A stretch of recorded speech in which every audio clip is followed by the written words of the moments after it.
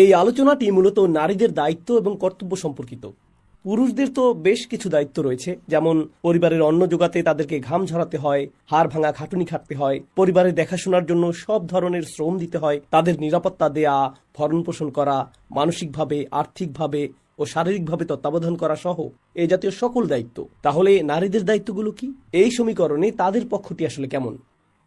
আল্লাহ আজ্জা ওয়া জাল্লা শুরুই করেছেন এভাবে যে পুরুষরা নারীদের দেখাশোনা করবে, আর আপনারা আশা করছিলেন আল্লাহ বলবেন যে অতএব নারীদেরও এ জাতীয় কাজ করতে হবে, তাই না? কিন্তু এভাবে না বলে তিনি বললেন ফাসসলিহাত, একইভাবে অতএব পুণ্যবতী নারীরা, ভালো নারীরা। তিনি নারী শব্দটিও আলাদাভাবে উল্লেখ করেননি, তিনি বলেছেন ভালো নারী, যেন আল্লাহ নারীদের কাছে প্রথমেই ভালো হওয়াটা প্রত্যাশা করেন। আলাদাভাবে নারীর উল্লেখ করা হয়নি, তোমাদেরকে ভালো হতেই হবে। আর আরবিতে এই ভালো অর্থ কি?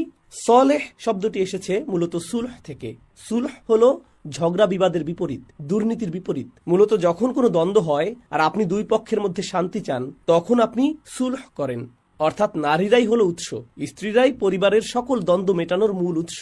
তারা শান্তি আর আপোষ মীমাংসার উৎস। তাদের কারণেই রাগ জেদ প্রশমিত হবে, তাদের কারণেই গলার আওয়াজ নিচু হবে।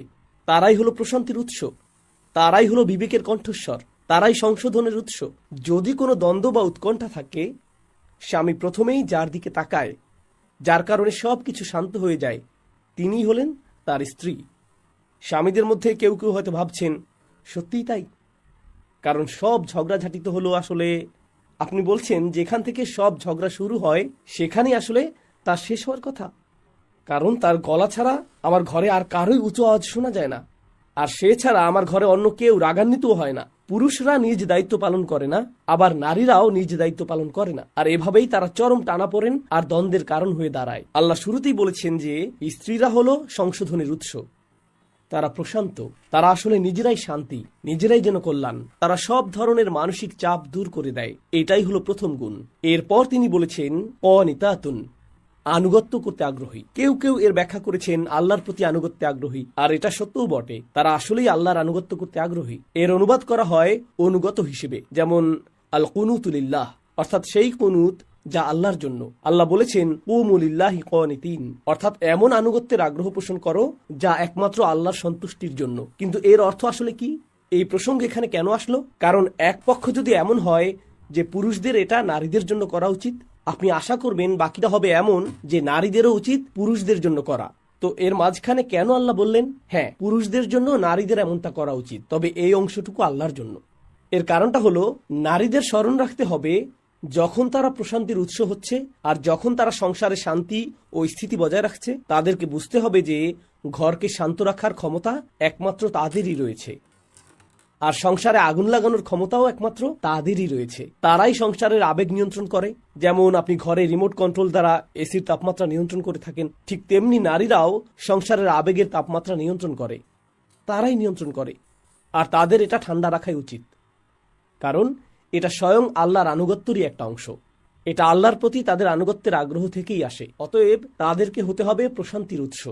আসলে উভয়কেই দায়িত্ব পালন করতে হবে, কারণ পুরুষরা তাদের দেখাশোনা করছে আর বিনিময়ে নারীরা শান্ত থাকছে।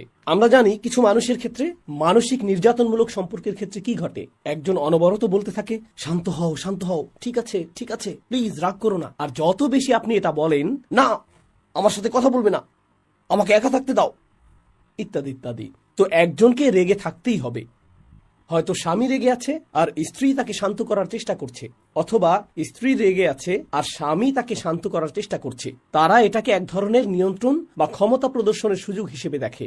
যেমন এবার তাকে পেয়েছি, আমি যদি এখনই শান্ত হয়ে যাই তাহলে তো তেমন পয়েন্ট পাবো না, এই সুযোগে আরো কিছুটা সুবিধা নেওয়া যাক, তাই আমি রাগের এই নাটকটা চালিয়েই যাব, দেখি এটাকে কত দূর পর্যন্ত টানা যায়।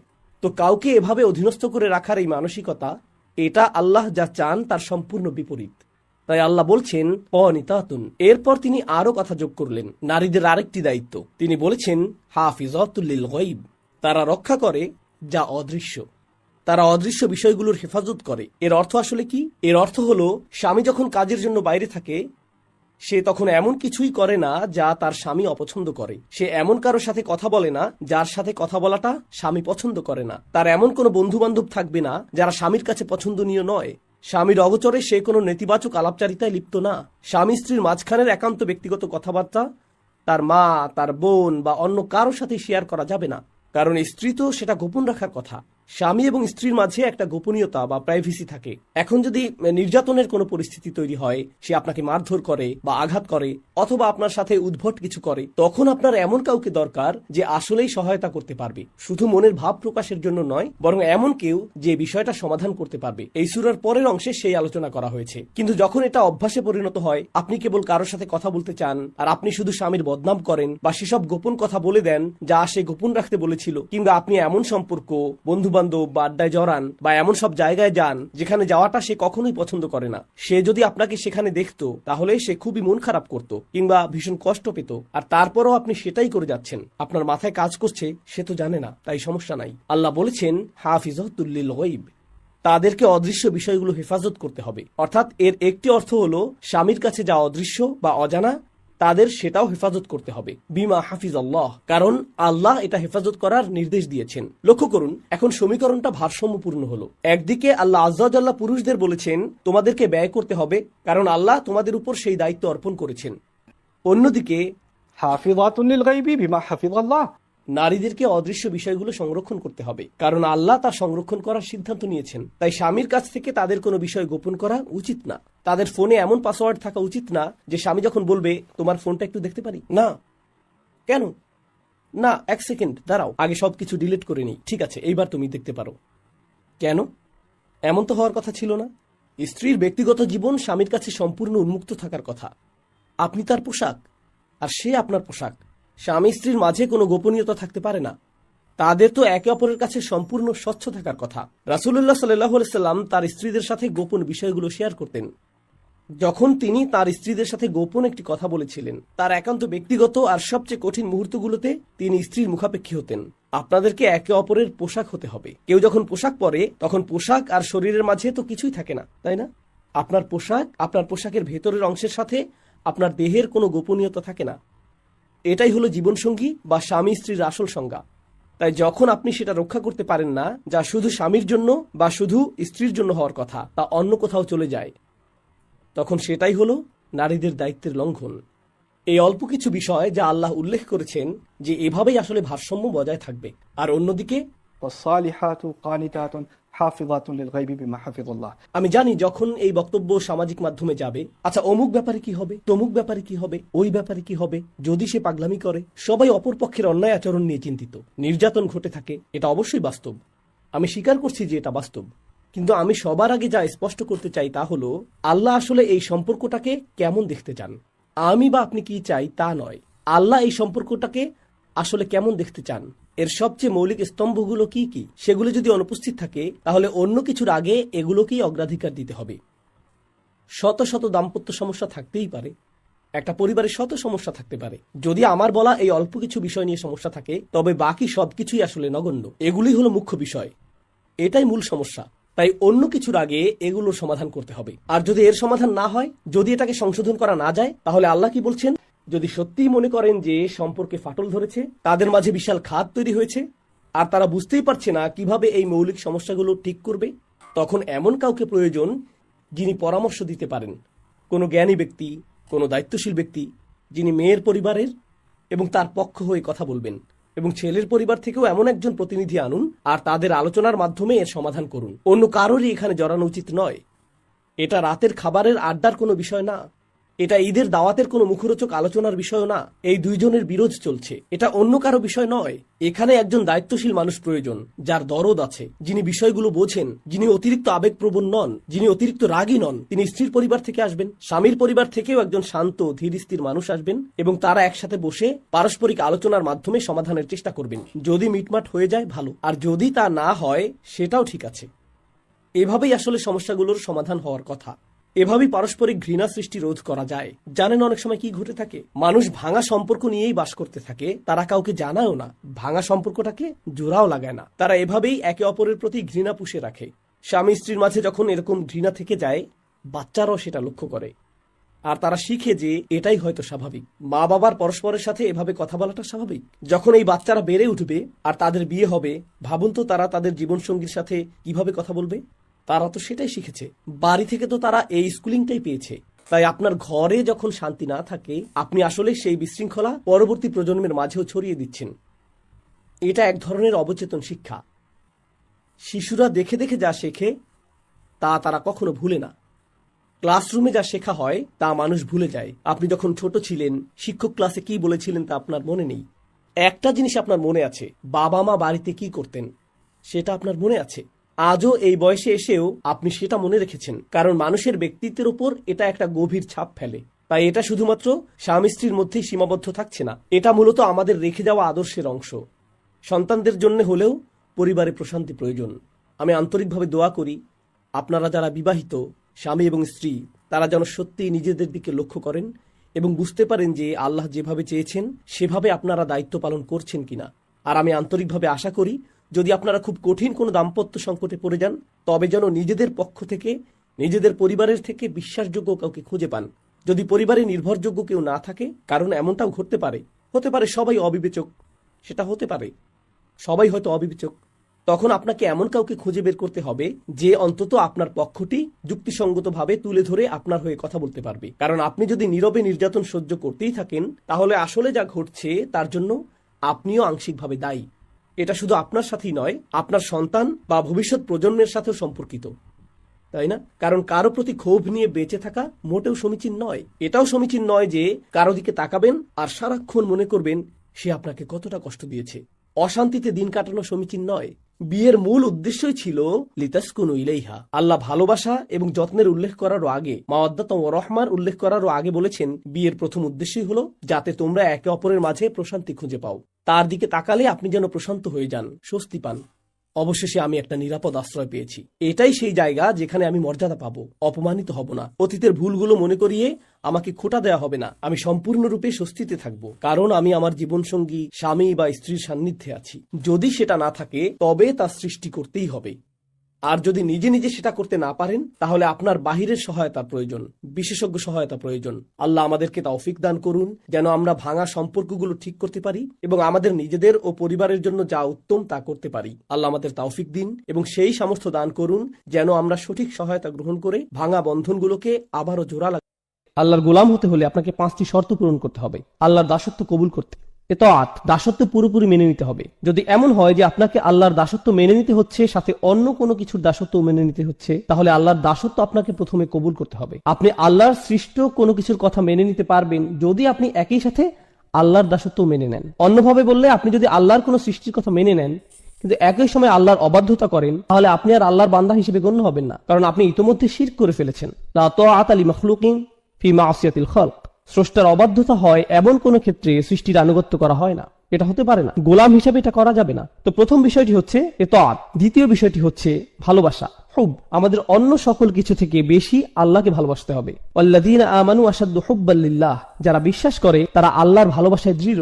একই সূরাতে আল্লাহ বলেন, ওয়ামিনান নাসি মান ইয়াত্তাখিযু মিন দুনিল্লাহি আনদাদাও ওয়া ইউহিব্বুনাহুম কাহুব্বুল্লাহ। মানুষের মধ্যে এমন রয়েছে যারা আল্লাহর সমকক্ষ দাঁড় করায়, তারা তাদের এমন ভাবে ভালোবাসে যেভাবে আল্লাহকে ভালোবাসে। কিন্তু যারা বিশ্বাস করে তারা আল্লাহর ভালোবাসায় দৃঢ় থাকে। অন্যভাবে বললে, আমাদের ভালোবাসা আছে আমাদের পিতামাতার প্রতি, ভাই বন্ধু, সন্তান সন্ততি, জীবন সঙ্গী, ধন সম্পদ ইত্যাদি সকল কিছুর প্রতি, কিন্তু এগুলো কোনোটাই আল্লাহর ভালোবাসার ঊর্ধ্বে নয়। সকল ভালোবাসাই থাকে আল্লাহর প্রতি ভালোবাসার অধীন।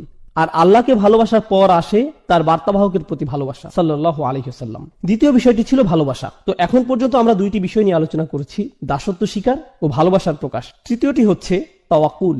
সৃষ্টিকর্তার উপর আমাদের ভরসা রাখতে হবে। নিজেকে যখন আমি তার দাস হিসেবে স্বীকার করে নিয়েছি এবং তাকে যখন স্রষ্টা হিসেবে কবুল করে নিয়েছি, তখন তিনি যাই আদেশ নির্দেশ আমার প্রতি করুক না কেন, ভরসা রাখতে হবে যে সে সকলগুলো অবশ্যই আমার জন্য উত্তম। যে অবস্থাতেই তিনি আমাকে নিপতিত করুন না কেন, তার উপর ভরসা রাখতে হবে। ভরসা রাখতে হবে যে যদি আমি তার কথা মেনে নেই, তাহলে তার কোনো আদেশ আর আমার জন্য যত কঠিন হোক না কেন, সেটাই উত্তম পন্থা। ইউরিদুল্লাহু আন ইউখাফফিফা আনকুম। আল্লাহ তোমাদের জীবন সহজ করতে চান, তোমাদের বোঝা হালকা করতে চান। আমরা ভাবি যে আল্লাহর কথা মেনে নিলে জীবন কঠিন হবে, আর তার অবাধ্য হলে জীবন সহজ হয়। আমাদের অনেক সময় এমন হয় যে আমরা চিন্তা করি, আহা, সবকিছুই শুধু হারাম, এত কঠিন, ইসলাম খুবই কঠিন। আল্লাহ বলছেন, না, আমি আসলে তোমাদের ইসলাম দিয়েছি যাতে তোমাদের জীবন সহজ হয়। আর আমাদের অবশ্যই বিশ্বাস করতে হবে যে এটা সত্য। আল্লাহর উপর আমাদের ভরসা রাখতে হবে, তাওয়াক্কুল থাকতে হবে। তো আমাদের হলো দাসত্ব, ভালোবাসা এবং ভরসা। চতুর্থ বিষয়টি হচ্ছে আন্তরিকতা বা অকৃত্রিমতা। যখন আমরা কোনো কিছু করি, বিশেষ করে সেটা যদি ইবাদতের বিষয় হয়, আমাদের সেটা শুধুমাত্র আল্লাহর জন্যই করতে হবে। আপনি আল্লাহর সাথে অন্য কোনো বিষয় একত্র করতে পারবেন না।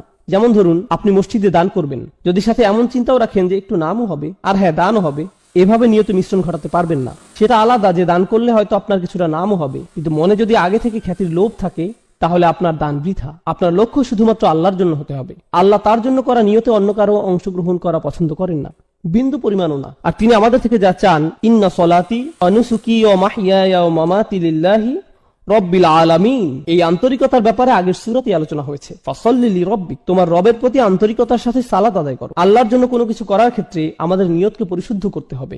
মাঝে মাঝে ধরুন, এটা যদিও একটু বাইরের আলোচনা কিন্তু গুরুত্বপূর্ণ, আমরা বিভিন্ন ভাবে দিনের জন্য কাজ করি। কেউ হয়তো মসজিদে সরাসরি সেবাদান করে, কেউ হয়তো মসজিদ কমিটিতে কাজ করে, কেউ হয়তো দাওয়াতি কাজ সম্পন্ন করে, কেউ ইসলামী স্কুল পরিচালনা করে, অথবা কেউ ইসলামিক ওয়েবসাইট চালাতে সহায়তা করে। যেটাই হোক, যেভাবেই হোক, আমরা দিনের জন্য করি কোনো না কোনো উপায়। কাজের শুরুতে আমাদের নিয়ত শুধু আল্লাহর জন্যই থাকে, কিন্তু সময় পার হলে আমাদের মনে বিভিন্ন চিন্তার উদ্রেক হয়। আমরা বলি, মানুষ আমার কথাই শুনছে, আমার এখানে প্রধান হওয়া উচিত, আর আমাদের আমিত্ব বোধ জাগ্রত হয়। মানুষদের অবশ্যই আমার কাজের স্বীকৃতি দিতে হবে। এখন তো কেউ আমার প্রশংসাই করছে না, লোকজন আমার মতের মূল্যায়নই করছে না, আর এতদিন যা কিছু করেছি কিছুই আমলে নিচ্ছে না। এখন বলুন, আমাদের এই কাজ আল্লাহর জন্য নাকি মানুষের স্বীকৃতির জন্য? আর এভাবে আমাদের মনে যা ঘটে সেগুলো কেউই তেমন ভাবে লক্ষ্য করে না, অথচ সময়ের সাথে এভাবেই নিয়ত পরিবর্তিত হতে থাকে। আপনি সততার সাথে আল্লাহর জন্য শুরু করেন হয়তো, কিন্তু সময়ের সাথে আন্তরিকতায় ভাটা পড়ে। আমাদের অবশ্যই ইখলাস বজায় রাখতে হবে, সেই আন্তরিকতা ধরে রাখতে হবে। এখন সর্বশেষ ও সর্বাধিক গুরুত্বপূর্ণ বিষয়টি যা ইবাদতের সাথে জড়িত, আমরা ইতিমধ্যে 4টি বিষয় নিয়ে আলোচনা করেছি, পঞ্চম বিষয়টি বাকি আছে। সহজ ভাষায় আমি এটাকে বলি দাসত্বের শর্ত। লক্ষ্য করবেন, যখন আপনি কোনো চাকরিতে যোগদান করেন, আপনার কোম্পানি ও আপনার মধ্যে একটা চুক্তি সম্পন্ন হয়। চুক্তিতে বলা থাকে আপনি কোম্পানির জন্য কি কি করবেন এবং কোম্পানি আপনার জন্য কি কি করবে। একইভাবে স্বামী স্ত্রীর মধ্যেও চুক্তিনামা থাকে, আমি তোমার জন্য এগুলো এগুলো করব, তুমি আমার জন্য এগুলো এগুলো করবে। চুক্তিনামা, শর্তের আদান প্রদান। একইভাবে সন্তান এবং মা বাবার মধ্যে অধিকারের বিষয় থাকে, এগুলো আমাদের অধিকার, এগুলো তোমাদের অধিকার। এখানেও আদান প্রদান হচ্ছে, পরস্পর বোঝাপড়া এখানেও দেখা যাচ্ছে। যে কোনো রাষ্ট্র বা সরকারের সাথে সেখানকার জনগণের একই ধরনের বোঝাপড়া হয়। তোমরা এই পরিমাণ কর দিবে, এই আইন কানুনগুলো মেনে চলবে, বিনিময়ে আমরা তোমাদের এই সেবা দিয়ে যাব। স্পষ্ট বিনিময়। সাধারণত এই ধরনের বিনিময়গুলো কিছু আপোষ মীমাংসা বা বোঝাপড়ার মাধ্যমে হয়, অর্থাৎ দুই পক্ষই এগিয়ে আসে, আলাপ আলোচনা করে, শেষে আপোষের মাধ্যমে সমঝোতা হয়। কিন্তু যখন আমরা আল্লাহর বান্দা, তখন এই ধরনের শর্ত বা সমঝোতা কি করে ঘটবে? এগুলো কি আলোচনা বা আপোষ মীমাংসার মাধ্যমে হবে? অবশ্যই না। সকল শর্তই আসমান থেকে আসবে, আপনাকে শুধু মেনে নিতে হবে। অর্থাৎ আপনার কোনো যোগ্যতা নেই যে আপনি নির্ধারণ করবেন আল্লাহর বান্দা হতে হলে কি কি মেনে চলবে আর কি কি মেনে চলবেন না, আল্লাহর উপাসনার জন্য কি কি করবেন আর কি কি করবেন না, আল্লাহকে মেনে চলার জন্য কি করবেন আর কি করবেন না। আপনি নিজে কখনোই নিজের জন্য এগুলো নির্ধারণ করতে পারেন না। এই ব্যাপারে সকল শর্ত, সকল কর্তৃত্ব শুধুই আল্লাহর। আর শুধুমাত্র এভাবেই আপনি আল্লাহর বান্দা হতে পারেন যে এসব শর্তে, এই চুক্তিতে আপনার সামান্যতম অংশও নেই। সকল শর্তই আল্লাহর, কর্তৃত্ব শুধুই আল্লাহর। এবার আসুন, কাফিররাও আল্লাহকে ডাকে, তারাও তাওয়াফ করে, সিজদাও করে, আল্লাহর নাম তারাও ভালোভাবেই স্মরণ করে, প্রায় সবকিছুই করে। কিন্তু সেই শর্তগুলো, সেই চুক্তিনামা, তারা যেটাকে আল্লাহর দাসত্ব বলে, যেটাকে তারা আল্লাহতে বিশ্বাস বলে, সেই বিশ্বাস, দাসত্বের চুক্তিনামা তারা নিজেরাই বানিয়ে নেয়। কিন্তু আল্লাহ বলছেন, তোমরা যদি নিজেদের মন মতো এই শর্তসমূহ বানিয়ে নাও, সেটা গ্রহণযোগ্য না। এগুলো শুধু তখনই গ্রহণ করা হবে যদি তা কেবল আমার পক্ষ থেকেই আসে। আর সেই শর্তসমূহ যা তার থেকে আসে, সেগুলো মূলত তাই যা নবী রাসূলগণ নিয়ে আসেন। তাই এসব শর্তাবলী, এগুলো খুবই গুরুত্বপূর্ণ। আপনাকে একদিন কেউ বলল, জানো, আমি সৃষ্টিকর্তাকে খুবই ভালোবাসি, আমি প্রায়ই তার উপাসনা করি, প্রার্থনা করি। আসলে আপনি করেন না, আপনি করেন না। কেননা আপনি যদি সৃষ্টিকর্তার প্রার্থনা করেন নিজের মন মতো করে, তাহলে কিভাবে আপনি তার গোলাম হবেন? যখন আপনি সৃষ্টিকর্তার প্রার্থনা করবেন এমন ভাবে, ঠিক যেমন ভাবে তিনি আপনার নিকট আশা করেন, এটাকে সৃষ্টিকর্তার সঠিক উপাসনা বলা যায়। শর্তগুলোর সংজ্ঞা কেবল আল্লাহর পক্ষ থেকেই আসতে পারে। আল্লাহতে বিশ্বাসের অর্থ আসলে কি কি? আল্লাহকে মেনে চলার অর্থ কি? আল্লাহর ইবাদত করার অর্থটাই বাকি। এটি হলো প্রাথমিক আলোচনা। দাসত্বের শর্তসমূহ দুইটি বিষয়। আমি চাই আপনারা ইবাদত শব্দটার আসলে আরবিতে কি বোঝায় সেটা আগে জেনে নিন। কিংবা বলা যায় উবুদিয়্যাহ শব্দটি, যেটি মূলত মাজদার ব্যাকরণ অনুযায়ী, এটি মূলত দুটি বিষয়ের সমন্বয়। এখন আমি যদি শুধুমাত্র যে কোনো একটি আপনাদের সামনে প্রকাশ করি, তাহলে মূল অর্থটি অসম্পূর্ণ থেকে যাবে। মূলত এটি ক্লাসিক্যাল আরবির সামনে ইংরেজি ভাষার একটা সীমাবদ্ধতা। ক্লাসিক্যাল আরবি ভাষা একই সময় বিভিন্ন বৈশিষ্ট্যের প্রকাশ ঘটায়। এখন আমরা যদি কোনো বিষয়ের ক্ষেত্রে পুরোপুরিভাবে অর্থের প্রকাশ না ঘটাই, বাক্যের আংশিক প্রকাশ আমাদের মনে গন্ডগোল বাঁধাতে পারে। তো দুইটি পরিভাষা যা ইবাদত শব্দটির সকল বৈশিষ্ট্য ও গুণাগুণ পরিপূর্ণরূপে প্রকাশ করে, সে দুইটি হলো প্রার্থনা ও দাসত্ব। হ্যাঁ, এই দুটির সমন্বয়, প্রার্থনা ও দাসত্ব। আমরা সাধারণত যে কোনো একটি গ্রহণ করে থাকি, কিন্তু ইংরেজিতে দুইটি সম্পূর্ণ আলাদা শব্দ, যা ক্লাসিক্যাল আরবিতে একটি শব্দে প্রকাশ পায়, ইবাদাহ এবং উবুদিয়্যাহ। তাই যখন আল্লাহ রাসূল সাল্লাল্লাহু আলাইহি ওয়াসাল্লাম বলেন লা আ'বুদু মা তা'বুদুন, এর মানে শুধুমাত্র এই না যে আমি প্রার্থনা করব না, বরং এর মানে এও দাঁড়ায় যে আমি দাসত্ব স্বীকার করব না, আমাকে তোমরা গোলাম বানাতে পারবে না। খুব সংক্ষেপে আমি আপনাদের প্রার্থনা এবং উপাসনা করা এবং দাসত্বের মধ্যকার যে পার্থক্য সেটি দেখিয়ে দিতে চাই। যখন মাগরিব আসলো, আমরা আল্লাহ তাআলাকে স্মরণ করছি, প্রার্থনা করছি। যখন এশার সালাতের সময় আসবে, আমরা আল্লাহর প্রার্থনা করব। কিন্তু এই দুই নামাজের মাঝখানে সময় আমরা কি করি? এই দুই নামাজের মাঝখানে যখন আমরা ছিলাম, এই দুই নামাজের মাঝখানে আমরা ছিলাম আল্লাহর দাস। যখন আপনি ঘুমাচ্ছিলেন তখন আপনি প্রার্থনা করছিলেন না, কিন্তু ঠিকই আপনি ছিলেন তখন আল্লাহর দাস। যখন আপনি ঘুম থেকে উঠলেন, দাঁত ব্রাশ করলেন, নাস্তা করলেন, আপনার কাজে যাওয়ার জন্য গাড়ি ড্রাইভ করলেন, সে সময় আপনি প্রার্থনা করছিলেন না, কিন্তু তাহলে আপনি কি করছিলেন? যদিও হয়তো এই সময় আপনি কোরআন তেলাওয়াত করছিলেন না বা কোনো জিকির আজকার করছিলেন না, কিন্তু ঠিকই এই সময় আল্লাহর দাসই ছিলেন। তো বলা যায় যে প্রার্থনা হচ্ছে নির্দিষ্ট কিছু কাজ, রোজা রাখা, নির্দিষ্ট সময়ে সালাত আদায় করা, হজ করা, কোরআন তেলাওয়াত করা, দান সাদকা করা, এগুলো সবই নির্দিষ্ট কিছু কাজ যেগুলো প্রার্থনা হিসেবে ধরা হয়। কিন্তু একজন দাস, একজন গোলাম, সে সর্বদাই আল্লাহর গোলাম, যদিও সে এই ধরনের কাজগুলো করে বা না করে। এই ধারণাটি আসলে খুবই শক্তিশালী, কেননা এর মানে দাঁড়ায় আমাদেরকে ঠিক সেভাবে জীবনযাপন করতে হবে যেভাবে আল্লাহ তাআলা চান। শুধুমাত্র জুমার নামাজে বা অন্য কোনো নামাজে আল্লাহকে মানবেন আর অন্য সময় মানবেন না, সেটা চলবে না। নামাজগুলোর মধ্যকার সময়ে আমরা আল্লাহর বান্দাই। হাফিজু আলা সলাওয়াত ওয়াস সালাতুল উস্তা। আলেমদের মধ্যে অনেকে বলেন এখানে সলাতুল উস্তা বলতে নামাজগুলোর মধ্যকার সময়ের কথা বলা হয়েছে। এই সময়ে আল্লাহর সাথে আমাদের কানেক্ট থাকতে হবে, এই সময়ে আল্লাহর সাথে আমাদের সম্পর্ক থাকতে হবে, আমাদের আল্লাহর প্রার্থনা করতে হবে, একই সাথে আল্লাহর দাসত্ব মেনে নিতে হবে। এখন আমরা হয়তো অনেকেই আল্লাহর প্রার্থনা ঠিকভাবেই করি, কিন্তু দাসত্বের ক্ষেত্রে, যেমন হয়তো আপনি আসরে নামাজ পড়েছেন, কিন্তু এখন ভাবছেন সময় তো আছে, একটু মুভি দেখা যায়। মাগরিব চলে আসলো, হ্যাঁ মাগরিবের নামাজেও চলে আসছেন, কিন্তু এভাবে আপনি শুধু প্রার্থনা করছেন, দাসত্বের শর্তে টিকছেন না, আল্লাহর বান্দা হতে পারছেন না। কার হয়তো একটি মদের দোকান আছে, কিন্তু সে 5 ওয়াক্ত নামাজ পড়ছে মসজিদে গিয়ে। তো এখান থেকে সহজে বোঝা যায় যে সে আল্লাহর প্রার্থনা সঠিকভাবে করছে, কিন্তু আল্লাহকে মানছে না, কোনোভাবেই সে আল্লাহর বান্দা নয়। তাই সমস্যা হয়ে যায় আমাদের এই ইংরেজি অনুবাদগুলোর কারণে। এই অনুবাদগুলো দেখে আমাদের মনে হয়, যাক অন্তত পক্ষে আল্লাহর প্রার্থনা তো সঠিকভাবে করছি, আমার কাজ তো হয়ে গেল। না না, আপনি আল্লাহর প্রার্থনা করছেন, কিন্তু আপনি আল্লাহর বান্দা নন। প্রার্থনা করা হচ্ছে একটি অংশ, দাসত্ব হচ্ছে অপর অংশ, এবং ইবাদা এই দুইটি অংশ নিয়ে গঠিত, শুধু একটিতে হবার নয়। এখন আরবদের ব্যাপারটি লক্ষ্য করুন। আরবদের দুটি সমস্যা ছিল। প্রথমটি হচ্ছে তারা আল্লাহর প্রার্থনায় বিমুখ ছিল, তবে এর চাইতে বড় সমস্যা, তারা আল্লাহর দাসত্ব মেনে নিতে রাজি ছিল না। এই সূরাটি এই দুইটি সমস্যা নিয়ে আলোচনা করছে। আমাদের এই সমস্যা দুটি স্পষ্টভাবে চিহ্নিত করে নিতে হবে। যখন তারা আল্লাহর সামনে মাথা নত করতে এবং অন্য সকল উপাস্য থেকে মুখ ফিরিয়ে নিতে অস্বীকার করে, তখন সেটা তাদের কোন সমস্যা? প্রার্থনাগত সমস্যা নাকি দাসত্বের সমস্যা? অবশ্যই এটি তাদের প্রার্থনাগত একটি সমস্যা। কিন্তু যখন তারা ইয়াতিমদের দূরে ঠেলে দেয়, যখন তারা নারী শিশুদের হত্যা করতে বিরত থাকে না, যখন তারা গরিব দুঃখীদের দিকে ফিরেও তাকায় না, যখন তারা ন্যায় বিচার থেকে নিজেদের দূরে সরিয়ে নেয়, যখন তারা বিনা অপরাধে মানুষ হত্যা করে, যখন তারা কৃতদাসদের উপর অমানবিক অত্যাচার করে, তখন তারা আসলে কিসের সাক্ষ্যদান করে? তারা মূলত আল্লাহর দাসত্বকে প্রত্যাখ্যান করে। আল্লাহর বান্দার ন্যায় জীবনযাপন তারা কোনো আগ্রহ দেখায় না। আপনি আল্লাহর বান্দা মানে আপনি আল্লাহর উপাসনা করেন এবং তার সাথে তার দাসের ন্যায় জীবনযাপন করেন, দুইটি বিষয়। এখন আয়াতটি আমরা ভালোভাবে বুঝবো। লা আ'বুদু মা তা'বুদুন, এখানে লা আ'বুদু অর্থাৎ আমি দাসত্ব করব না এবং আমি প্রার্থনা করব না, যার ইবাদত তোমরা করছো। আমাদের বুঝতে হবে এই আয়াতে আল্লাহ রসুলকে বলা হয়েছে কাফিররা কিসের প্রার্থনা করত আর তারা কার দাসত্ব করত সে ব্যাপারে কথা বলতে। তো তারা কিসের প্রার্থনা করত এবং তারা কার দাস ছিল বলে মনে করেন? তারা বিভিন্ন মূর্তির, নিজেদের বানানো মেকি ঈশ্বরের উপাসনা করত এবং তারা নিজেদের লোভ লালসার দাস ছিল। দুইটি বিষয়, তারা মূর্তিগুলোর পূজা করত এবং নিজেদের শাহাওয়াত, লোভ লালসার গোলাম হয়ে গিয়েছিল, নিজের নফসের পূজারী।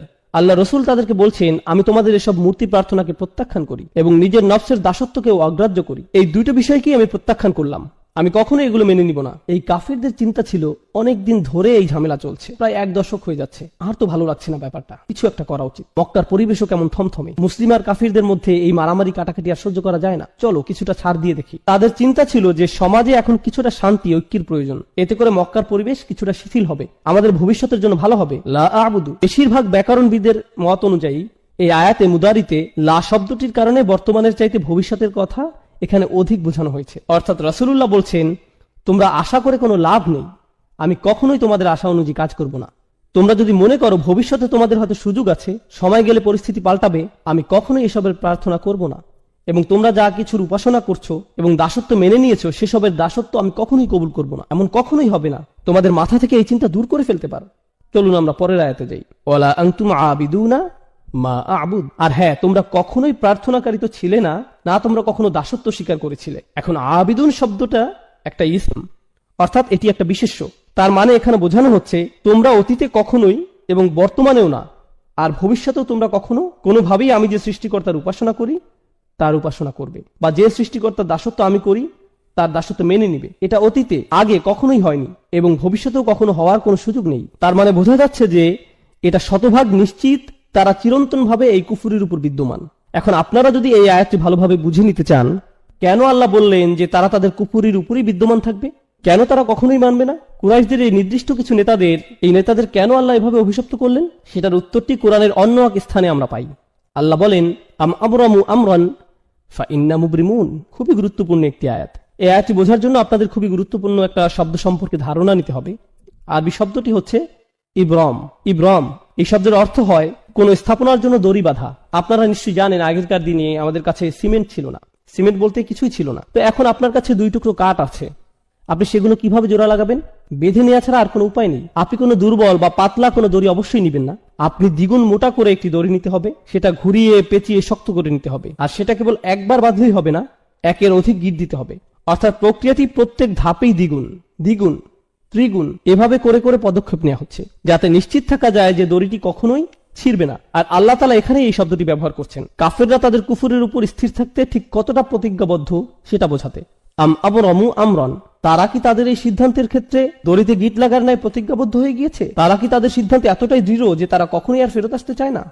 কেননা আপনি যদি একবার এই দড়িতে গিট লাগিয়ে দেন, তার মানে বোঝা যাচ্ছে যে আপনার ইচ্ছা আর কখনো ফেরত না আসা। বিষয়টা জুতার ফিতার ন্যায় সহজ নয় যে কিছুক্ষণ পর আপনি আবার খুলে ফেলবেন। আল্লাহ বলছেন তারা এতটাই নিশ্চিত যে তাদের কুফরির এই সিদ্ধান্তে তারা আর কখনোই ফেরত আসতে চায় না। বিষয়টি কেমন? যদি এমনই হয় ফাইন্না মুবরিমুন, তাহলে আমরাও আমাদের দড়ি বেঁধে দিচ্ছি। যদি তারা এতটাই নিশ্চিত থাকে, তাহলে আমরাও নিশ্চিত যে আমরা তাদেরকে কুফরির উপরই প্রতিষ্ঠিত রাখবো। আর দেখুন, আল্লাহ যখন তাদের দড়ির কথা উল্লেখ করছেন তখন ফিল বা ক্রিয়া ব্যবহার করছেন। আবরামু ফেইল মাদি বা অতীতকালের ক্রিয়া। কিন্তু আল্লাহ যখন নিজের দড়ির কথা বলছেন তখন তিনি বিশেষ্যর ব্যবহার করছেন। আপনারা জানেন এমন ক্ষেত্রে ক্রিয়া এবং বিশেষ্যের মধ্যে তফাৎ কেমন হয়? ক্রিয়া ক্ষণস্থায়ী কিন্তু বিশেষ্য চিরস্থায়ী। অর্থাৎ তারা আজ যতই নিশ্চিত থাকুক যে তারা সেই দড়ির গিট খুলবেই না এবং ঈমান আনবে না, বিচার দিবসে যখন তারা নিজেদের কর্মফলের সম্মুখীন হবে, আপনারা জানেন কি হবে, তাই না? রুবামা ইয়াউদ্দুল্লাযীনা কাফারু লাউ কানু মুসলিমিন। হয়তো অবিশ্বাসীরা চাইবে সেদিন মুসলিম হতে, তারা চাইবে তাদের সেই গিট, সেই দড়ি যাতে কোনো মতে একটু খোলা হয়, কিন্তু অনেক দেরি হয়ে গেছে, অনেক সময় চলে গিয়েছে। তাই আল্লাহ বলছেন ফাইন্না মুবরিমুন, আমার বাঁধন তো চিরদিনের জন্য। বিশেষের ব্যবহার হয়েছে এখানে, অর্থাৎ সমাপ্তি ঘটে গেছে, শেষ। আর কাফিরদের ক্ষেত্রে বলা হচ্ছিল সংশয় আকারে, তারা কি আসলে এভাবে দড়িতে গিট লাগাতে যাচ্ছে? সত্য কি? কিন্তু এখানে কোনো সংশয় নেই, এটাই সত্য। আল্লাহ বলছেন আল কাফিরুন, তাহলেই এটাই হবে। অন্যভাবে বললে তারা তাদের সিদ্ধান্ত স্থির করে ফেলেছিল, তাই আল্লাহ তাআলাও তার সিদ্ধান্ত নিয়েছেন। অবাক হওয়ার কিছু নেই। তোমরা কখনোই সেই সত্তার প্রার্থনা করনি যার প্রার্থনা আমি করেছি। মনে করো না যে আমার নবুয়তের পূর্বে তোমাদের আর আমার বিশ্বাস একই ছিল। না না না, কখনোই না। ওয়ালা আনতুম আবিদুন, তোমরা কখনোই করনি, কখনোই সঠিকভাবে প্রার্থনা করনি, আগেও কখনো করনি, ভবিষ্যতেও কখনো করবে না। যার দাসত্ব আমি এখন করছি তোমরা তা মেনে নিবে না। আবুদ এই শব্দটি রাসূলের জন্য বর্তমানকালে ব্যবহৃত হয়েছে। খুবই চমৎকার প্রয়োগ। এই শব্দটি বর্তমানকালে ব্যবহৃত হলে কি বোঝায় জানেন? তিনি তার অতীত বোঝাননি, তিনি শুধুমাত্র তার ভবিষ্যৎ নিয়ে বলেছেন।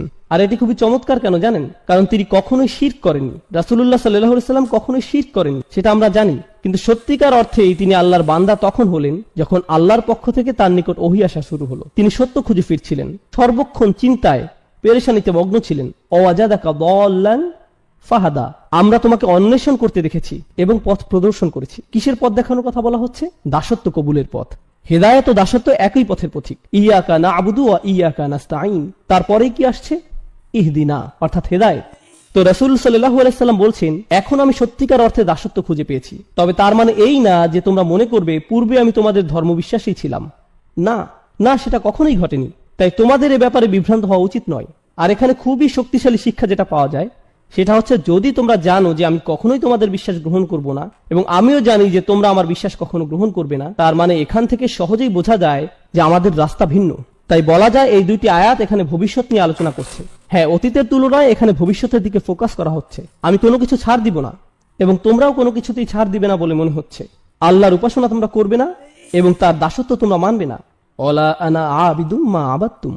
এখন আমরা অতীতে ফিরে যাচ্ছি। আগের দুইটি আয়াত ছিল ভবিষ্যতের জন্য, এখনকার দুটি আয়াত অতীতের জন্য। ওয়ালা আনা আবিদুন, আমি কোনো প্রার্থনাকারী নই, অর্থাৎ আমি কখনোই দাসত্ব স্বীকার করিনি। মা আবাদতুম, যার উপাসনা তোমরা করছো। ভেবো না যে তোমাদের প্রভুই আমার প্রভু, আর এভাবে ভেবো না যে আমার প্রভু তোমাদের প্রভু। এমনকি আমি পূর্বেও যে প্রভুর প্রার্থনা করতাম সেটাও তোমাদের প্রভু ছিল না। ওহী লাভের পূর্বেও আমি তোমাদের প্রভুর প্রার্থনা করিনি। সে সময় যেসব বিষয়ের মূল্য ছিল না আমার কাছে, তোমরা আশা করছো যে এখন নবুয়তের পরে, ওহী আগমনের পর আমি সেই বিষয়টির মূল্যায়ন করব।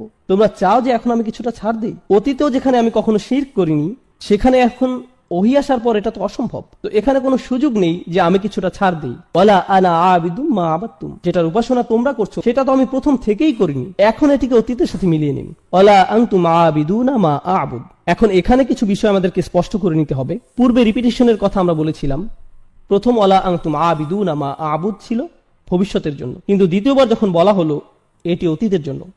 একটি ছিল এক বিষয়ে ছাড় দেওয়ার জন্য এবং অপরটি অপর বিষয়ে ছাড় দেওয়ার জন্য। এই আয়াতটি পুনরায় আসার কারণ আমরা ইতিমধ্যে বুঝে নিয়েছি। তৃতীয় আরেকটি উপায় যেভাবে আয়াতটির পুনরাবৃত্তির কারণ বোঝা যায়, যখন আপনি কোথাও যান আর কারো বিরুদ্ধে শত্রুতা পোষণ করেন, আপনি তখন খুবই কঠিন ভাষা ব্যবহার করেন, আর কারোর সাথে কঠোর আচরণের জন্য একই ধরনের কিছু কথা বারবার বলার প্রয়োজন হয়। ঘৃণা করি, আমি তোমাকে ঘৃণা করি, মেরে ফেলবো, আমি তোমাকে মেরে ফেলবো। একই কথা পুনরায় বলে আপনি কি বোঝাতে চাচ্ছেন? এখান থেকে আপনার রাগান্বিত অবস্থায় স্পষ্ট হয়। এখান থেকে বোঝা যায়, শুনেছো আমার কথা, বুঝেছো, আমি কোথাও যাচ্ছি না, আজ শেষ করেই ছাড়বো। এভাবে পুনঃ পুনঃ বলা এটি রাসূলের বলার ভঙ্গি। আল্লাহ রাসূলকে শিখিয়ে দিচ্ছেন যে তাদের বুঝে দাও, ভালোভাবে আলোচনা করে নাও, তারা সঠিক অর্থে যেন বুঝে নেয়। যদি তারা প্রথমবার না বুঝে তাদেরকে আবার বলো। এটি মূলত খুবই কঠিন ভাবে বলার একটি মাধ্যম। ওয়ালা আনতুম আবিদুনা মা আবুদ। এখন এখানে মা শব্দটি খুবই গুরুত্বপূর্ণ। আল্লাহ এখানে বলেননি ওয়ালা আনতুম আবিদুনা মান আবুদ, আর তুমি তার উপাসনা করো না যার উপাসনা আমি করি। আয়াতে বলেননি আমি যার উপাসনা করি, বরং বলেছেন আমি যেসবের উপাসনা করি। কিন্তু মা শব্দটি আমরা জানি প্রাণীবাচক শব্দের ক্ষেত্রে ব্যবহৃত হয় না, এটি ব্যবহৃত হয় অপ্রাণীবাচক শব্দের ক্ষেত্রে। মান শব্দের ব্যবহার হয়ে থাকে প্রাণীবাচক শব্দের ক্ষেত্রে। তাই এই বর্ণনা কিছুটা বিভ্রান্তির সৃষ্টি করে। কিভাবে আমি যার উপাসনা করি বলার পরিবর্তে আমি যেসবের উপাসনা করি বলা সম্ভব? এখন আমি উপাসনা বা প্রার্থনা শব্দটি সাধারণ অর্থে ব্যবহার করছি। আপনারা এখন উপাসনা ও দাসত্ব আলাদাভাবে কোনটা কি বোঝায় জানেন, কিন্তু আমি এখানে সাধারণ অর্থে ব্যবহার করছি। আল্লাহ তার রাসূলকে আমি যার প্রার্থনা করি বলতে না বলে দুইবার আমি যেসবের প্রার্থনা করি বলতে বললেন। এখানে এই মা শব্দটি, যেটি দ্বারা আয়াতে যেসবের অর্থ করা হয়েছে, এটি আরবি ব্যাকরণ অনুযায়ী মা মাসদারিয়া হতে পারে। একভাবে চিন্তা করলে এরূপ ধরা যায়। তাহলে অর্থ হবে যে প্রার্থনা আমি করি।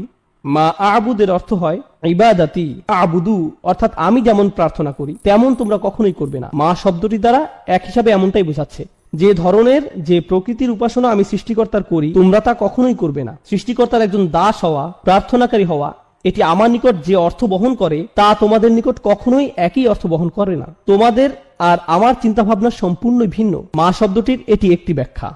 দ্বিতীয় যে ব্যাখ্যা মা শব্দটির করা যায়, যদি এটাকে ইসমে তাজ্জুব, মসুলা, কি অসাধারণ সৃষ্টিকর্তার উপাসনা আমি করি, আর কি জঘন্য মিথ্যাচারের উপাসনা তোমরা করো। যখন মা বা কি শব্দটি আল্লাহর ক্ষেত্রে ব্যবহার করছেন, দুটি বিষয় হতে পারে। বিষয়টি সহজ করে বোঝাতে চলুন আমরা কে এবং কি এর মধ্যকার পার্থক্যটা দেখি। যখন আপনি কে দ্বারা কোনো প্রশ্ন করছেন, আপনি বিশেষ কোনো ব্যক্তির খোঁজ করছেন। আর যখন আপনি কি দ্বারা কোনো প্রশ্ন করছেন, আপনি বিশেষ কোনো গুণ বা বৈশিষ্ট্যের খোঁজ করছেন। যখন আপনি জিজ্ঞেস করেন এই ব্যক্তিটি কে, পাশের কেউ জবাব দেয় সে আব্দুল করিম, এ শরীফ ও আহমদ। কিন্তু যখন আপনি জিজ্ঞেস করেন এই ব্যক্তিটি কি, সে একজন অ্যাকাউন্টেন্ট, একজন ডাক্তার, সে একজন ভালো মানুষ ইত্যাদি। ঠিক, অর্থাৎ যখন আপনি বলছেন কে, ও হ্যাঁ অ্যাকাউন্টেন্টরা ভালো মানুষ নাও হতে পারে, আমি আসলে জানি না, যাই হোক, কে দ্বারা যখন আপনি প্রশ্ন করছেন তখন কোনো ব্যক্তিকে খুঁজছেন, আর কি দ্বারা প্রশ্ন করলে তার গুণ খোঁজা হচ্ছে। বুঝতে পারছেন নিশ্চয়ই? যখন মা দ্বারা প্রশ্ন করা হয় তখন কিসের সম্পর্কে জিজ্ঞেস করা হচ্ছে বলুন? ব্যক্তি নাকি বৈশিষ্ট্য? হ্যাঁ, অবশ্যই বৈশিষ্ট্যের ব্যাপারে। কত অসাধারণ সৃষ্টিকর্তার প্রার্থনা আমি করি, যার উপাসনা আমি করি, তিনি সত্য, তিনি সত্য স্রষ্টা, অর্থাৎ স্রষ্টার বৈশিষ্ট্যের দিকে ইঙ্গিত করা হয়েছে। আর যখন মা শব্দটি তাদের জন্য ব্যবহৃত হচ্ছে, অলা আনা আবিদু মা আবাদতুম, কি জঘন্য মিথ্যার অনুসরণ তোমরা করছো। দেখো, তোমরা যাদের অনুসরণ করছো তাদের প্রকৃতি একটু দেখো, আর আমি যারা অনুসরণ করছি তার প্রকৃতি একটু দেখো। মা শব্দটি এখানে এই কাজই করছে। দারুণ। ওয়ালা আনা আবিদুম মা আবাদতুম ওয়ালা আনতুম আবিদুনা মা আবুদ। তোমরা কি ভাবছো যে আমি যেই অসাধারণ আল্লাহর ইবাদত করি তোমরাও সেই একই আল্লাহর ইবাদত করো? তোমরা আসলেই ভাবো যে তোমাদের সৃষ্টিকর্তাকে আমার আল্লাহর সাথে মিলাতে পারবে? কখনোই না। আর তোমরা কি ভাবো যে আমি আমার সর্বশক্তিমান আল্লাহর জন্য যা করি, তার সামনে যেভাবে দাসত্ব কবুল করি, তা তোমাদের ওই তুচ্ছ বানানো স্রষ্টাদের জন্য করব? কখনোই না। আর এই বর্ণনাগুলোতে দুইটি পক্ষের ব্যবধান অসীম পর্যায়ে বৃদ্ধি করা হয়েছে। মা শব্দটির ব্যবহারের মাধ্যমে। সেই মা হিয়া, স্রষ্টার সেই প্রকৃতি যার প্রার্থনা আল্লাহ রাসূল করেন।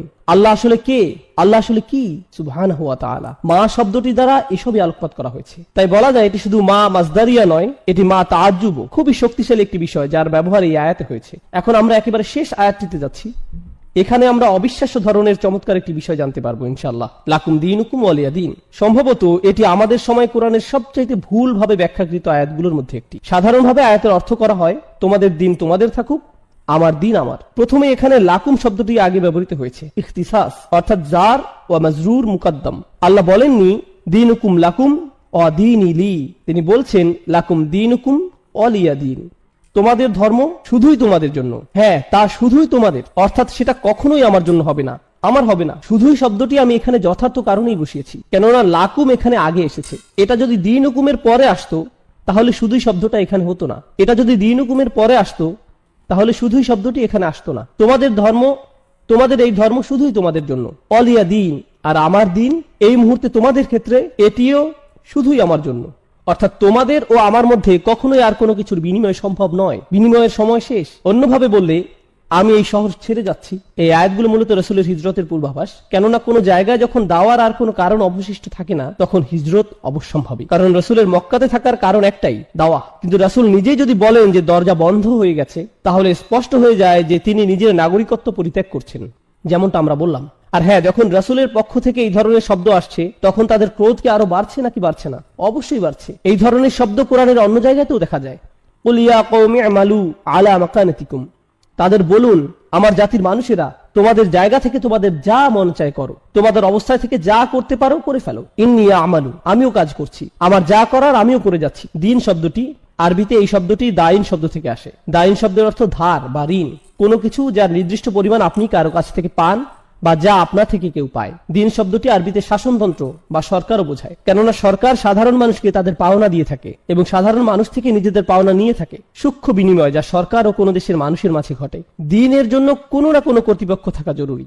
একইভাবে বিচার দিবসে যখন মানুষ ঠিক তাই পাবে যা তাদের প্রাপ্য, ঠিক তাই দিবে যা তাদের থেকে পাওনা, এই দিনকেও ইয়াউম আদ-দ্বীন বলা হয়েছে। মালিকি ইয়াউমিদ্দিন, লাকুম দীনুকুম ওয়ালিয়া দীন এর একটি অর্থ হয় তোমরা যথার্থভাবে ঠিক তাই পাবে যা তোমাদের প্রাপ্য। তোমাদের বিচার শুধুমাত্র তোমাদের জন্যই হবে, আর আমার বিচার ও আমার উপরেই হবে। আর তোমাদের আজকের এই কুফরের পরিণতি কি সেদিন বিচার দিবসে তোমরা জানতে পারবে। এখানে দিন শব্দের দ্বারা এই অর্থটিও বোঝানো হচ্ছে, লাকুম দীনুকুম ওয়ালিয়া দীন, তোমাদের বিচার তোমাদের জন্য আর আমার বিচার আমার জন্য।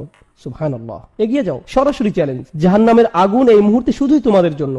তোমরা যারা কুফরের উপর পুরোপুরি স্থির হয়ে আছো, তোমাদের জন্য সেদিন থাকছে বিশেষ বিচার, আর নবী হিসাবে আমার জন্য থাকবে বিশেষ ফয়সালা। দেখা যাক শেষ পর্যন্ত জয় কাদের হয়। উন্মুক্ত চ্যালেঞ্জ। আরেকটি বিষয় যা আমি চলে যাওয়ার পূর্বে আপনাদের জানাতে চাই, লাকুম দীনুকুম ওয়ালিয়া দীন, অনেকেই এই আয়াতটির ভুল ব্যাখ্যা করেছেন এভাবে যে রাসূলুল্লাহ সাল্লাল্লাহু আলাইহি সাল্লামের কিছু যায় আসে না যদি তারা শিরক করে, তোমরা তোমাদের মতো থাকো, আমরা আমাদের মতো থাকি। এটি আসলে আয়াতের একটি ভুল ব্যাখ্যা এবং ভুল বুঝ। জি হ্যাঁ, একেবারেই ভুল অর্থ করে নেয়া। এই আয়াতটি কখন নাজিল হয়েছিল? প্রায় 1 দশক দাওয়াত দেওয়ার পরে এই আয়াতটি নাজিল হয়। এরপর তাদেরকে বলা হলো তোমাদের যা করার তোমরা করতে থাকো আর আমি আমার কাজ করতে থাকবো। আর এখন আমরা আর শব্দ দ্বারা সংঘর্ষে যাব না, এখন সংঘর্ষ হবে তরবারি দ্বারা। অর্থাৎ অন্যভাবে বললে এই আয়াতটি সেসব লড়াই বা যুদ্ধের পূর্বাভাস যেগুলো সামনের দিনগুলোতে আসছে। এই লাকুম দীনুকুম ওয়ালিয়া দীন আয়াতে বলতে পারেন কেন আয়াতের শব্দগুলোতে সংঘর্ষের পূর্বাভাস পাওয়া যায়? কারণ এই মুশরিকরা তাদের মূর্তিগুলোকে কোথায় রাখছে? তারা এগুলোকে রাখছে বাইতুল হারামে। আর রাসূলুল্লাহ সাল্লাল্লাহু আলাইহি ওয়াসাল্লামের মূল কাজ কি? আমরা ইতিমধ্যেই উত্তরাধিকার সূত্রে পাওয়া রাসূলের দায়িত্ব নিয়ে কথা বলেছি। তার মূল দায়িত্ব কি? ইব্রাহিম আলাইহিস সালামের ধর্মকে পরিশুদ্ধ করা। আর তিনি সেটা কিভাবে করতে পারেন? যে উদ্দেশ্যে আল্লাহর এই ঘর নির্মিত হয়েছিল সেই উদ্দেশ্যে এটির পুনর্গঠনের মাধ্যমে। কিন্তু ততক্ষণ তিনি এটি করতে পারছেন না যতক্ষণ মুশরিকদের প্রতিমাগুলো এই ঘরে মজুদ রয়েছে। তাই আল্লাহর দ্বীন এখানে পূর্ণতা পেতে হলে তাদের দিনকে সরতে হবে। তোমরা তোমাদের দিনের অনুসরণ করতে থাকো, আমি আমার দিনের অনুসরণ করতে থাকি, এবং শেষ পর্যন্ত দেখা যাবে জিত কার হয়। তাই আল্লাহ বলেন হুয়াল্লাযী আরসালা রাসূলাহু বিল হুদা ওয়া দীনিল হক লিইয়ুযহিরাহু আলা দ্বীনি কুল্লি। তিনি তার রাসূলকে পাঠিয়েছেন, আল্লাহ তার রাসূলকে পাঠিয়েছেন হিদায়াতের সাথে এবং সেই সত্য দ্বীনের সাথে, যাতে এটি অন্য সকল যত দ্বীন আছে সেগুলোকে পরাস্ত ও নিষ্প্রভ করে দিতে পারে। দ্বীনের অন্যান্য যত রূপ সবগুলোই পরাভূত হবে। ওয়ালাউ কারিহাল মুশরিকুন, যদিও মুশরিকরা বিষয়টি ঘৃণা করে, যদিও তারা এটি অপছন্দ করে। তো তোমরা যা করার করতে থাকো, কিন্তু সেগুলো সবই বৃথা হবে। আমার দিন ইতোমধ্যেই নিশ্চয়তা পেয়ে গেছে। আর হ্যাঁ, দিন শব্দটি পরবর্তী আয়াতে আরো বেশি স্পষ্ট হবে। অরাআইতান নাসা ইয়াদখুলুনা ফি দীনিল্লাহ, দিন শব্দটি আবারও আসছে। সেখানে আমরা জানতে পারবো যে সংঘাতের শুরু এই সূরাতে হয়েছিল। পরবর্তী সূরাতে দেখা যাবে কারা এতে জয়লাভ। আর এই সূরার সর্বশেষ শিক্ষা, একেবারে শেষ বক্তব্য রাখার পূর্বে অতিরিক্ত দুইটি বিষয়ে কিছু কথা বলবো ইনশাআল্লাহ তাআলা। প্রথম কথাটি হচ্ছে, আগের সূরাতে আমরা দেখতে পাই মক্কার কুরাইশরা রাসূলুল্লাহ সাল্লাল্লাহু আলাইহি সাল্লাম ও তার পরিবারের উপর একটি ব্যক্তিগত আক্রমণ করে। বাতারা মুহাম্মদ, এই শব্দটির দ্বারা তারা আক্রমণ শুরু করে। মাআযাল্লাহ, এর দ্বারা তারা বোঝায় যে রাসূলের বংশের শিকড় কেটে গেছে এবং বেশি দিন আর স্থায়ী হবে না। গত সপ্তাহে এই বিষয়ে আমরা বিস্তারিত আলোচনা করেছি, আপনারা চাইলে মনে করে নিতে পারেন। এই আক্রমণের জবাবে আল্লাহ সুবহানাহু ওয়া তাআলা রাসূলের সকল অনুসারীদের বললেন না যে তোমরা সবাই বলো, কারণ রাসূল যখন কুরাইশদের প্রতিমাগুলো থেকে নিজেকে দূরে সরিয়ে নেবেন, স্বাভাবিক যে তার অনুসারীরাও সেটাই করবেন। কিন্তু আল্লাহ তাআলা তাদের কিছুই বলতে বলেননি। তিনি বলেননি কুলু ইয়া আইয়ুহাল কাফিরুন, তোমরা সবাই বলো আইয়ুহাল কাফিরুন। এভাবে বলার জন্য আল্লাহ সুবহানাহু ওয়া তাআলার পক্ষ থেকে তাগিদ আসেনি, বরং আল্লাহ শুধুই রাসূলকে বলতে বলেছেন কুল ইয়া আইয়ুহাল কাফিরুন, শুধু তুমি বলো, তাদের একাই বলো। এর কারণ হচ্ছে, যেহেতু কুরাইশরা ভেবেছে যে রাসূলের পরিবার আর বাড়বে না, তিনি একা যথেষ্ট নন, একা তিনি কিছুই করতে পারবেন না। আল্লাহ আযজা ওয়া জাল্লা স্পষ্ট করে ঘোষণা দিলেন যে রাসূল একাই তাদের জন্য যথেষ্ট। রাসূল সাল্লাল্লাহু আলাইহি সাল্লামের আর কাউকেই প্রয়োজন নেই। এটি কোরআন থেকে একটি বড় শিক্ষা আমাদের জন্য। কেউ কেউ মাঝে মাঝে বলে মুহাম্মদ তার অনুসারীদের ব্যতীত কিছুই করতে পারত না। মাআযাল্লাহ, খুবই জঘন্য ভাষার ব্যবহার। আমরা মুসলিমরা কখনোই এমনটা বলি না, অমুসলিম ইতিহাসবিদরা বিশেষ করে এমনটা বলে থাকে। মুহাম্মদ তার অনুসারীদের উপর নির্ভর করেছিল, এই ধরনের কথাবার্তা। এখন লক্ষ্য করুন আল্লাহ তাআলা কি বলছেন, ইল্লা তানসুরুহু ফাকাদ নাসারাহুল্লাহ। সূরা তাওবাতে আল্লাহ বলছেন, যদি তোমরা তাকে সাহায্য নাও করো, আল্লাহ তো তাকে ইতিমধ্যেই সাহায্য করে রেখেছেন সাল্লাল্লাহু আলাইহি সাল্লাম। তাই আমাদের দৃষ্টিভঙ্গি কখনো এমন হতে পারে না। আমাদের দৃষ্টিভঙ্গি, চিন্তা ভাবনা হচ্ছে তিনি সরাসরি আল্লাহ তাআলা থেকে সাহায্য পেয়ে থাকেন, আমাদের সাহায্যের তার কোনো প্রয়োজন নেই। আপনারা মনে করতে পারেন হুনাইনের যুদ্ধের কথা, যখন সাহাবীরা হঠাৎ ভীত হয়ে রাসূলুল্লাহ সাল্লাল্লাহু আলাইহি সাল্লাম থেকে দূরে সরে গিয়েছিলেন, তিনি হঠাৎ একা পড়ে গেলেন। চারপাশ তাকে শত্রুরা ঘিরে রেখেছিল, শত্রুপক্ষের তীরন্দাজরা পাহাড়ের উপর থেকে প্রায় তাকে নিশানায় পরিণত করে ফেলেছিল। তিনি বলতে লাগলেন, আনা রাসূলুল্লাহ লা কাযিব, আনা ইবনে আব্দুল মুত্তালিব, আমি আল্লাহর প্রেরিত রাসূল, যা মিথ্যা নয়, আমি আব্দুল মুত্তালিবের নাতি। তিনি একাই সেখানে অবিচল দাঁড়িয়ে থাকলেন, বিন্দুমাত্র পিছপা হননি, অথচ তার সাথে কেউ ছিল না। এটাই হচ্ছে হিম্মত যা আল্লাহ সুবহানাহু ওয়া তাআলা তার রাসূলকে দিয়ে পাঠিয়েছেন এই দুনিয়াতে সাল্লাল্লাহু আলাইহি সাল্লাম। এটা হচ্ছে প্রথম বিষয় যা আমি বলতে চাচ্ছিলাম। দ্বিতীয় বিষয়টি হচ্ছে, আমি ইতিমধ্যে বলেছি আপনাদের যে কুরাইশরা চাচ্ছিল রাসূল তাদের সাথে কিছুটা হলেও আপোষ করুক, কিন্তু আল্লাহ বলছেন যে তাদের রাসূলের সাথে কথাবার্তা বলে লাভ নেই। রাসূল তো শুধু আমার নেয়া সিদ্ধান্ত তাদের জানাচ্ছে, এগুলো সবই আমার আদেশ। তাই সূরাটি শুধু ইয়া আইয়ুহাল কাফিরুন না বলে কুল শব্দ দিয়ে শুরু হচ্ছে, অর্থাৎ রাসূল সরাসরি তোমাদের বলছে না, বরং আমার আদেশে রাসূল তোমাদের বলছে। তাই রাসূলের সাথে আপোষ করে তাদের কোনো লাভ হবে না। এখন এই সূরার শেষে লাকুম দীনুকুম ওয়ালিয়া দীন, দিন শব্দের শেষে যে নুনটি রয়েছে, এটি আসলে দ্বীনই হওয়ার কথা। তোমাদের নিকট তোমাদের দিন থাকুক আর আমার নিকট আমার দিন। আরবি ব্যাকরণ অনুযায়ী ইদফা হওয়ার কারণে এখানে শেষে ইয়া হওয়ার কথা, এক্ষেত্রে যাকে ইয়া মুতাকাল্লিম বলা হয়, কিন্তু অলংকরণের স্বার্থে এখানে ইয়া সরিয়ে ফেলা হয়েছে আর শুধুই কাসরা ব্যবহার করা হয়েছে। আপনি যদি মুসহাফ একটু চেক করে দেখেন তাহলে দেখবেন এটি বলছে লাকুম দীনুকুম ওয়ালিয়া দীন, শুধুই কাসরা শেষে আছে, অর্থাৎ ইয়া সরিয়ে ফেলা হয়েছে। আরবিতে এই নিয়মটিকে বলা হয় হাজফ, যেখানে একটি অক্ষরকে সরিয়ে ফেলা হয়। বিভিন্ন কারণে এটি প্রয়োগ হয়ে থাকে, তার মধ্যে একটি কারণ হচ্ছে বিস্ময়ের প্রকাশ, অর্থাৎ যখন আপনি খুবই উত্তেজিত বা আবেগী হয়ে পড়েন, তখন দ্বীনি না বলে আপনি শুধু বলেন দিন। একইভাবে আমরা যখন আল্লাহ আযজা ওয়া জাল্লার কাছে প্রগাঢ় ভাবে সাহায্য চাই, তখন আমরা রব্বি বলি না, তখন আমরা শুধুই রব বলে থাকি, রব্বিগফিরলি। এখানে রব্বি শব্দকে কেন সংক্ষিপ্ত করা হয়েছে? কারণ আমরা আল্লাহ আযজা ওয়া জাল্লার সামনে মরিয়া হয়ে আবেদন জানাচ্ছি, এটি অন্তর থেকে তার প্রতি নিবেদন। এইখানে এই সূরায় হাসফের ব্যবহার হয়েছে যাতে করে নিজের দিনের ব্যাপারে রাসূলের দাবি স্পষ্ট ও গাঢ় হয়, এটি আমার দিন। আরেকটি কারণ হচ্ছে ইয়া দ্বারা এখানে স্বয়ং রাসূলুল্লাহ সাল্লাল্লাহু আলাইহি সাল্লামকে বোঝানো হতো, কিন্তু হাসফের দ্বারা এই আয়াতে রাসূলের ভূমিকাকে সংক্ষিপ্ত করা হয়েছে আর আল্লাহর ক্ষমতাকে ফোকাসে আনা হয়েছে। প্রথমেই আল্লাহর ভূমিকাকে এই সূরাতে কুল শব্দের দ্বারা বর্ধিত করা হয়েছে, আর শেষে ইয়া হাসফের মাধ্যমে এমন দাঁড়ালো যে আল্লাহ রাসূলকে বলছেন সব শেষে তুমি এক্ষেত্রে নিজের কথা উল্লেখও করতে পারবে না, এসব সিদ্ধান্ত আসলে তোমার দ্বারা হচ্ছে না, এই সিদ্ধান্তের পেছনে তুমি না। সুবহানাল্লাহ, খুবই চমৎকার, প্রবল ও কার্যকর উপসংহার এই সূরার। আর এখন আমি আপনাদের তৃতীয় এবং সবচেয়ে গুরুত্বপূর্ণ বিষয়, যেটি উল্লেখের মাধ্যমে এই বক্তব্য শেষ